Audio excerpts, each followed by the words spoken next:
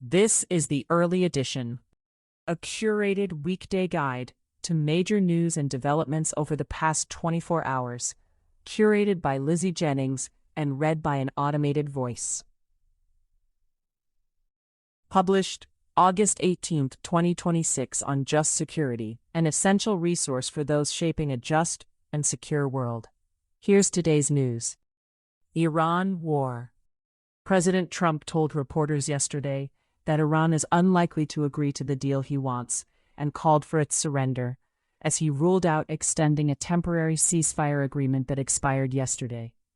Trump also threatened to bomb the shit out of if it obstructed efforts to reopen the Strait of Hormuz, amid reports that Iran and Oman are close to reaching an agreement on managing the strait. A senior Iranian official told Reuters that Iran will shift to a fully offensive military posture because efforts to negotiate a permanent end to the war have stalled, adding that Tehran would conduct a timely and precise military attack to break the U.S. naval blockade of the strait if diplomacy failed. Luke Broadwater reports for The New York Times. Trevor Honeycutt and Catherine Jackson report for Reuters.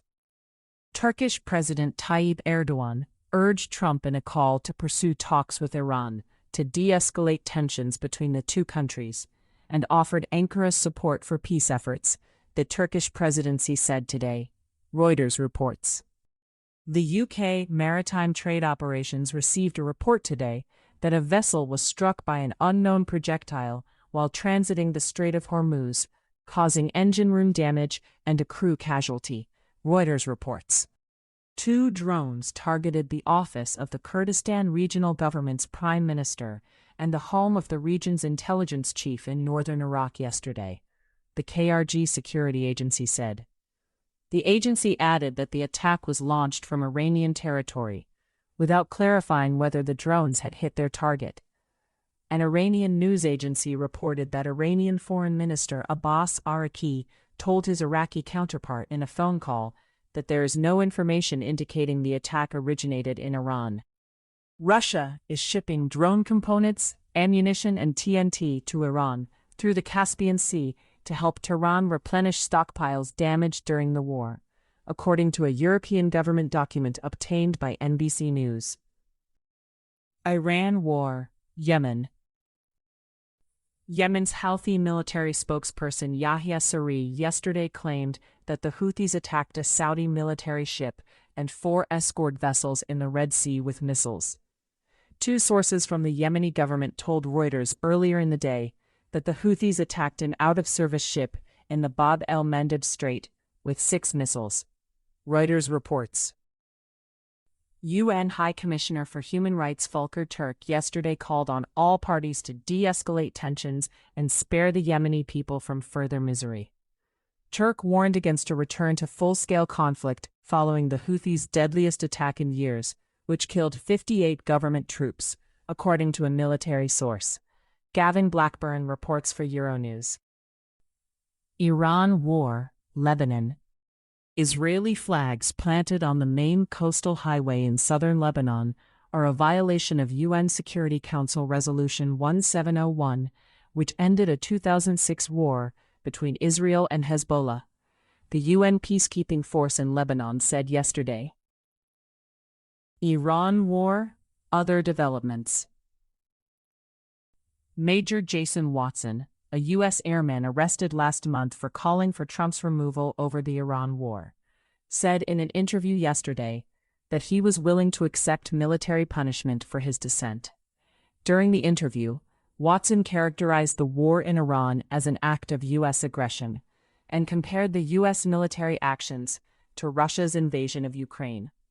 Watson could be punished for disloyal statements or contemptuous words against the commander-in-chief and high-ranking government officials. Min-Ho Kim reports for The New York Times. Israel-Hamas war. Trump's envoy Jared Kushner met yesterday with Israeli Prime Minister Benjamin Netanyahu, which resulted in an agreement to establish 2 working groups for disarmament and public health in Gaza, according to the Board of Peace and Netanyahu's office. Netanyahu's office added that the talks were deep and constructive, while the Board of Peace said it was agreed that there will be no redeployment from Gaza until Hamas is fully disarmed. Asked if Israel had committed to the U.S. plan for Gaza, a spokesperson for the Board of Peace Director Nikolay Mladenov said it was a work in progress. Daniela Cheslow reports for Politico. Julia Frankel, Sami Magdi, and Wafa Sharafa report for AP News. A U.S. official told Axios that much of the near 4-hour meeting between Kushner and Netanyahu focused on explaining the Board of Peace plan, clarifying misconceptions, and addressing Netanyahu's concerns. The official said that Kushner also told Netanyahu that the United States does not expect Israel to refrain from taking action against imminent threats by Hamas.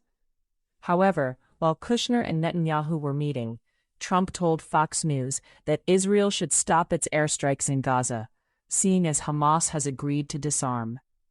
Barak Ravid reports. Feliz Solomon and Summer Saeed report for the Wall Street Journal. Russia-Ukraine war. A Russian missile attack today killed 10 people in a village in Ukraine's Kharkiv region, Ukrainian authorities said.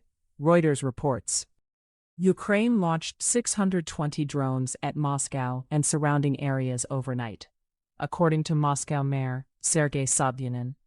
Sobyanin added that Russian forces downed 180 drones, and emergency services were working at crash sites, without going into detail on any casualties or damage. Russia's embassy in London warned Britain today that it would face consequences for supplying drones to Ukraine, which are used to target Russian territory.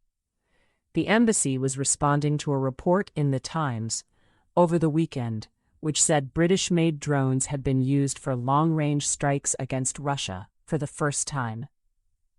Other global developments.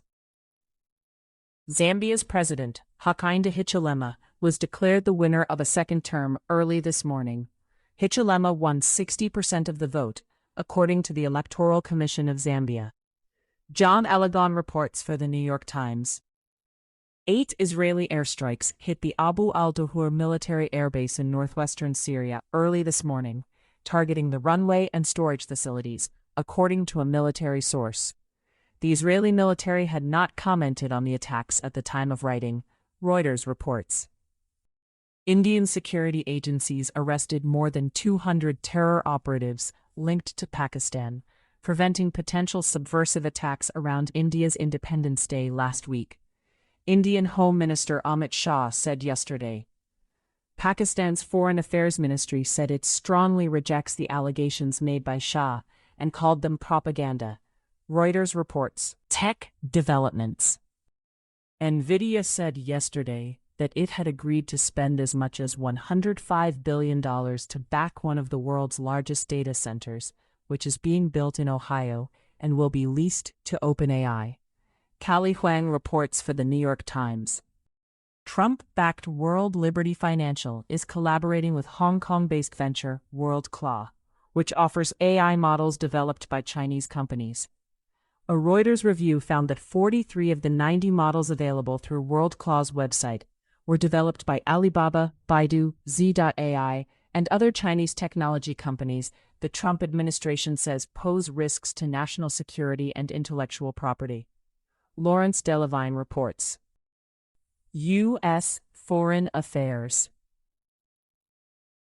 A U.S. Navy destroyer lost power for 4 days in the South China Sea last month, according to a U.S. 7th Fleet statement. The crew lost access to drinkable water, running toilets, and air conditioning. The Navy did not explain why it had not disclosed the incident until now. Terracop reports for The Washington Post. Trump yesterday defended his move to cut U.S.-South Korea military exercises, citing a lack of help with the Strait of Hormuz.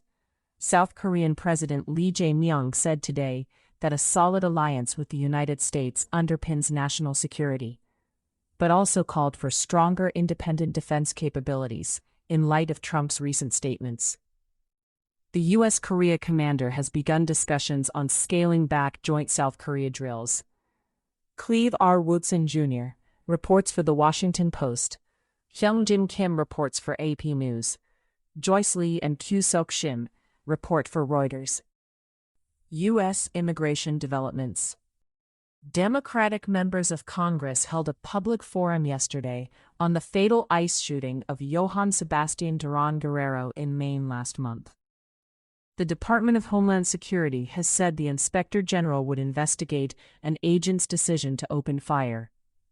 Maya Spoto and Murray Carpenter report for the New York Times. ICE looks to shield local police from financial consequences if they are accused of on-duty misconduct during immigration arrests. According to a DHS document published on Friday, the agency proposes to subsidize liability insurance for state and local officers who are trained and deputized to enforce federal immigration laws. Ryan J. Foley reports for AP News. U.S. domestic developments. Luigi Mangioni's state trial has been postponed following his guilty plea on federal charges. The judge issued the order following requests from Mangioni's lawyers to dismiss state charges on grounds of double jeopardy. Tori Venut reports for Axios. Palm Beach County voting records show Trump voted by mail in Florida's Republican primary this month, despite his efforts to limit the practice across the country. Gary Fineout reports for Politico. The Justice Department plans to deploy 1,000 monitors to the polls in the fall, according to Assistant U.S. Attorney General for Civil Rights Harmeet Dillon. In an interview with Bloomberg yesterday, Dillon said the deployment is probably going to be a historic number for a Republican administration. She also claimed that the DOJ is part of the executive branch and reports to the president. Patrick Marley reports for The Washington Post. Trump administration litigation. On Monday, the Supreme Court again rejected Trump's request to review his civil conviction for sexual abuse and defamation against E. Jean Carroll. Trump paid $5 million to Carroll following the court's initial rejection of an appeal in July. Anne E. Marimo reports for The New York Times. A federal appeals court yesterday rejected Trump's strategy of picking U.S. attorneys. The appointments aim to circumvent congressional confirmation through the selection of interim prosecutors. The judgment states that the Attorney General cannot create a de facto acting U.S. attorney by delegating all of the functions and duties of the U.S. attorney to someone else. Danny Hakim reports for The New York Times. A federal judge yesterday blocked plans to move FBI headquarters to Washington. The ruling also found that Trump's administration had illegally tossed out previously approved plans to build new facilities nearby in Maryland. Jonathan J. Cooper reports for AP News. In case you missed it. Yesterday on Just Security. No warrant, no problem. Administrative subpoena powers and an outdated Fourth Amendment doctrine by Emil Ayub and Hannah James. Test, standardize, restrict, a U.S. policy for Chinese AI models by Daniel Remler. Convening before the crisis. The case for a standing public-private national security forum by Mike Schoengold Beatty. Thank you for listening to Just Security's early edition today, August 18, 2026. If you enjoy listening, Just Security's analytic articles are also available in audio form on the justsecurity.org website. To stay up to date on Just Security's analysis of law, policy, and current events, go to justsecurity.org, subscribe to Just Security on Substack, and follow us on LinkedIn, Blue Sky, Facebook, Instagram, and Threads.